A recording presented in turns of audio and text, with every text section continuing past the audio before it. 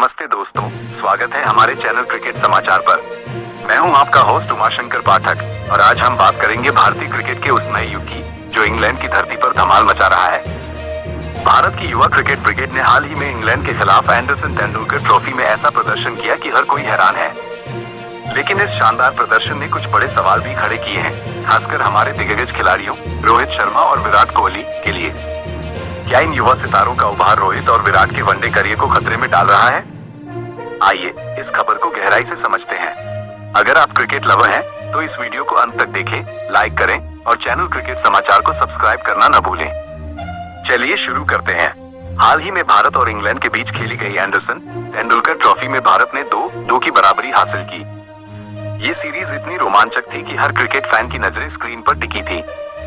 लेकिन इस सीरीज में सबसे ज्यादा चर्चा हुई भारत की युवा ब्रिगेड की। मोहम्मद सिराज, यशस्वी जायसवाल, वाशिंगटन सुंदर, आकाशदीप, प्रसिद्ध कृष्णा और साई सुदर्शन जैसे खिलाड़ियों ने अपने प्रदर्शन से सभी को प्रभावित किया। मोहम्मद सिराज ने इस सीरीज में करीब 200 ओवर गेंदबाजी की।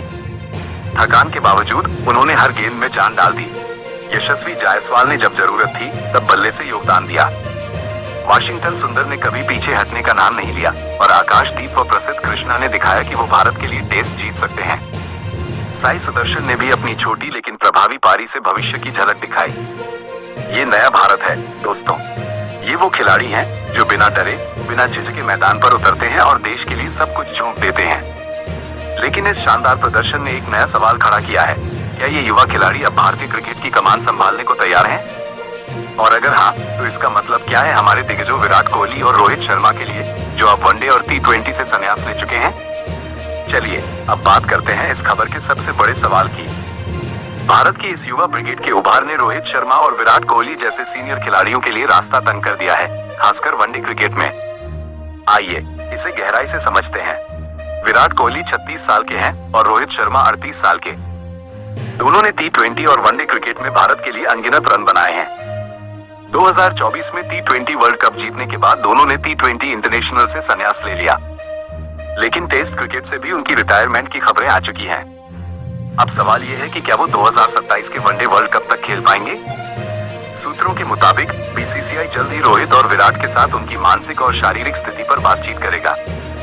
दोनों ने मार्च में चैंपियंस ट्रॉफी के बाद से कोई इंटरनेशनल मैच नहीं खेला है। नवंबर में सैयद मुश्ताक अली ट्रॉफी और दिसंबर में विजय हजारे ट्रॉफी से पहले कोई घरेलू वनडे टूर्नामेंट भी नहीं है। BCCI का नियम है कि फिट खिलाड़ी को घरेलू टूर्नामेंट में खेलना जरूरी है और अगर कोई खिलाड़ी ऐसा नहीं करता तो उसे नेशनल स्क्वाड से बाहर किया जा सकता है।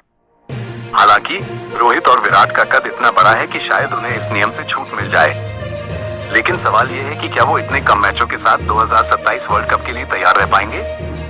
2026 में न्यूजीलैंड और इंग्लैंड के खिलाफ कुल 6 वनडे मैच हैं, लेकिन क्या इतना समय काफी होगा? गौतम गंभीर, जो अब भारत के हेड कोच हैं, ने इस सीरीज में शुभमन गिल की कप्तानी में युवा खिलाड़ियों को मौका दिया। गंभीर का टेस्ट क्रिकेट में रिकॉर्ड मिश्रित रहा है, लेकिन वनडे और T20 में उनकी कोचिंग शानदार रही है। 2025 चैंपियंस ट्रॉफी में भारत ने उनकी कोचिंग में खिताब जीता, जो 2013 के बाद पहला बड़ा वनडे टाइटल था। लेकिन टेस्ट क्रिकेट में गंभीर के सामने चुनौती है। न्यूजीलैंड और ऑस्ट्रेलिया में हार के बाद इंग्लैंड में 2-2 की बराबरी उनके लिए बड़ी उपलब्धि है।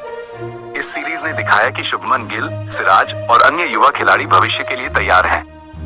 लेकिन इसका मतलब ये नहीं कि रोहित और विराट का समय खत्म हो गया है। सूत्रों का कहना है कि BCCI जल्दी 2027 वर्ल्ड कप की रणनीति बनाएगा। कोहली और रोहित उस समय 40 के करीब होंगे। क्या उनके पास इतनी इच्छा शक्ति होगी कि वो सिर्फ एक फॉर्मेट खेलें और IPL में बने रहें? ये सवाल अभी खुला है। अब बात करते हैं जसप्रीत बुमराह की, जो भारत के सबसे बड़े गेंदबाज हैं। बुमराह की चोटों का इतिहास रहा है और उनकी फिटनेस को सावधानी से मैनेज करना जरूरी है। सूत्रों का कहना है कि BCCI चाहता है कि बुमराह वनडे और T20 जैसे व्हाइट बॉल फॉर्मेट पर ज्यादा फोकस करें। घरेलू सीरीज में जैसे वेस्टइंडीज और साउथ अफ्रीका के खिलाफ वाशिंगटन सुंदर, कुलदीप यादव और रविंद्र जडेजा जैसे स्पिनरों का रोल बड़ा होगा। ऐसे में बुमराह को टेस्ट की बजाय वनडे और T20 के लिए तैयार किया जा सकता है। अगले 2 साल में कई T20 और वनडे मैच हैं और IPL भी है। BCCI का मानना है कि बुमराह को एक फॉर्मेट में पूरी तरह खेलने देना बेहतर होगा, बजाय इसके कि वो तीनों फॉर्मेट में थोड़ा थोड़ा खेलें। लेकिन क्या बुमराह इस रणनीति से सहमत होंगे?